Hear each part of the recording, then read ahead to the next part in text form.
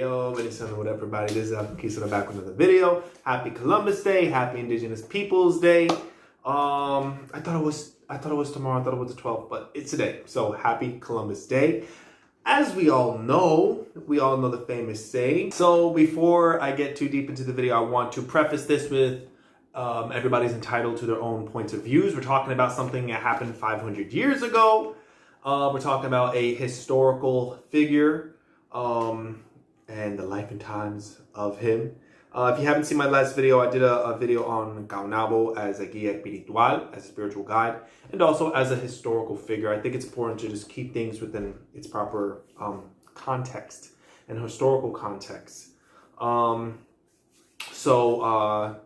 Let's dive into it. I wanted to start with a quote from, what's her name? The Senator of New York, Alexandria.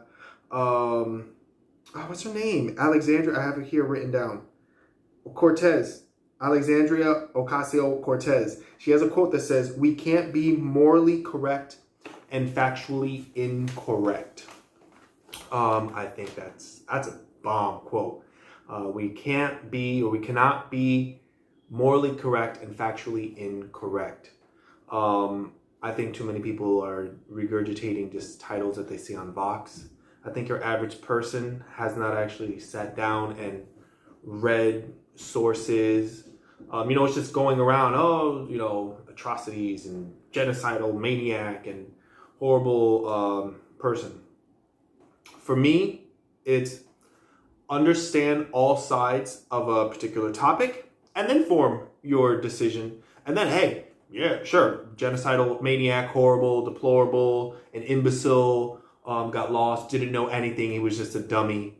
But before you jump to conclusions, see all the sources, the ones that are for him, the ones that are against him, so that you can be a well-rounded, informed individual concerning whatever topic it happens to be. So with that in mind, that quote, we cannot be morally correct by today's standards. I'm adding that in myself. From today's standards, our morals of today, we cannot be morally correct and factually incorrect. Break this video down into 4 sections talking about discovery, slavery, colonization, and why he's blamed for things he never did. Let's talk about the first topic, discovery, discoverer. Why is that such a trigger word? Why do people put quotations around the word discovered when people say Christopher Columbus discovered America, or they say sarcastically, he never discovered anything because there were people already here? I got you. Check. So I never understood why the word discovered was always put in quotations, because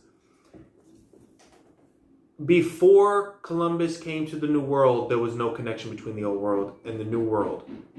And regardless of whether he stumbled across the New World or purposely came, the fact is he discovered a new place. And it wasn't until after 1492, when he sailed, that he changed the course of human history forever. Leif Erikson came 500 years before, so, he should get credit. Leif Erikson came, many years, decades, I don't want to say 500 years before Columbus. Way up there, up above Canada. It amounted to nothing. The Chinese were here. There's evidence that people from Asia, there's evidence found and discovered that found that there was evidence that many years before Columbus ever set foot in the New World, other cultures and peoples had made it to these lands. That amounted to nothing. It never resonated with me, the whole idea that Columbus was just this horrible imbecile. Columbus didn't make it to the New World until he was in his 40s. An imbecile does not gain an audience with the King and Queen of Spain. An imbecile does not speak multiple languages. He spoke Latin, he spoke Spanish, he spoke Italian, he spoke Portuguese. An imbecile does not draw up maps. The man was an intelligent guy. I don't know why because he stumbled across what he thought was India.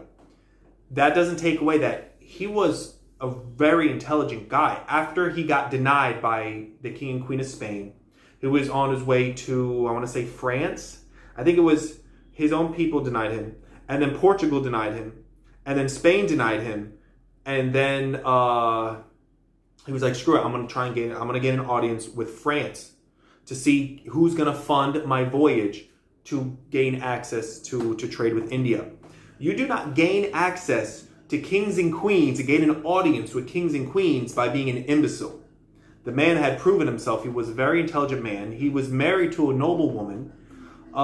You don't marry a noble woman by being an imbecile.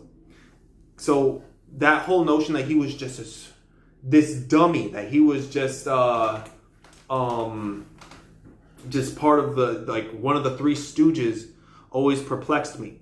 Going back to the word discovered, I do not put quotation marks or say sarcastically that Christopher Columbus discovered the New World. Why is that?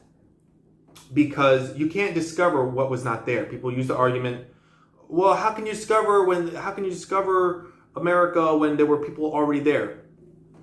Well, you can't discover what didn't exist. I believe, how many years ago when there were people in the Amazon that were discovered, there's a whole tribe of people in the Amazon in South America. And they had like a helicopter go above, and you see the people throwing spears and stuff. Oh, it was news. There was a new people discovered. Oh, they were already there, so you can't discover it.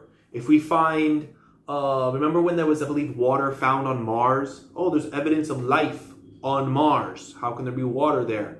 Well, you can take that same argument that people say Christopher Columbus didn't discover anything and just use it on every discovery here on Earth. Well, water wasn't discovered on Mars. It was already there. Tribe in the Amazon forest wasn't discovered. They were already there. That turtle, we thought the last turtle on the Galapagos Island was extinct. But there was another one discovered. Well, you can't discover that. It was already there. That's literally the definition of discovered. Of course you're not going to you can't discover it unless it's there, because it needs to exist in this physical world. So we hear all the times on the news, oh, scientists discovered new strand of this, or animal discovered, potentially, maybe they think another dodo was found in Canada, discovered, or whatever, or a mammoth. A mammoth body was found in the Alps of Russia. All the things are discovered. Well, how can you discover it? It was already there. Yes, they're already there. They need to exist in the physical world. The point is, before it was discovered, the world did not know about it. So, yes, Columbus came to the New World where there were already people here. Millions of people sprawled out over 2 entire continents. 3 if you want to be technical, with North America, Central America, and South America. Usually people say 2 continents. Yes, there were already people here. Leif Erikson was already here 500 years before. It amounted to nothing. There was proof of other people coming here beforehand. It amounted to nothing. Columbus comes and changes the course of history. So I give him the credit of discovering the New World. Technically, no. Technically, yeah, I know Leif Erikson. But if you didn't make that impact on history, it doesn't take away that, yes, Leif Erikson was beforehand, and let's say the first. Maybe someone from China came to the New World and made it to South America. There's proof and evidence to support these. But it amounted to nothing. So that's why I do not put quotation marks or say sarcastically that Christopher Columbus discovered the New World. And he was not an imbecile. He was a very intelligent cartographer, an artist. He was a writer. He spoke Latin, Spanish, Portuguese, the language of the Genoese people. He was not a good governor. He was an incredible navigator of his times. You do not travel across an ocean and make it alive by being an idiot. And the people that do say that, get on a boat, get on a wooden boat that was made with 1492 technology. Get on a boat and you travel from Spain and make it to the Bahamas with no GPS and no fancy technology, where all you got is the stars and your little primitive compasses and whatever else they had back in 1492. I just think it's wrong to say that he was just a complete imbecile. Put yourself in his shoes. The map that he had, it did not go as far as it was practically a suicide mission. A lot of people thought it was a straight suicide mission. That's why he never got the funding. But he said, no, I'm going to trek on. I don't know about you, but if I was taken onto a boat and I said, yo, I'm going to go across an ocean, we don't know what's over there. We think we know. We hope we know. We hope that it's India. And we're going to take this friggin' wooden boat and travel like 3,000 miles across an ocean.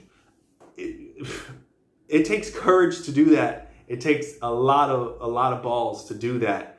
And it takes intelligence to do that. So that whole thing about him being an imbecile and all that, for me, Christopher Columbus discovered the New World and changed the history of mankind forever. Moving on.